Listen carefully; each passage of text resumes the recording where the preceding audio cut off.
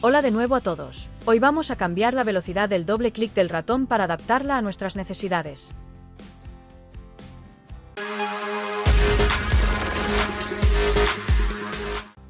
Lo primero que haremos es abrir el panel de control, y para encontrarlo más rápido, lo buscamos con la lupa.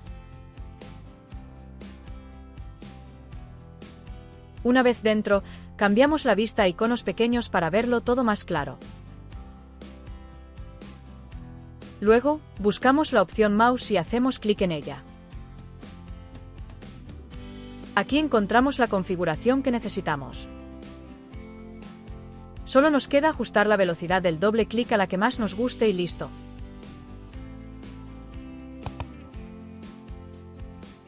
Bueno, eso es todo por hoy. Nos vemos en unos días con otro vídeo.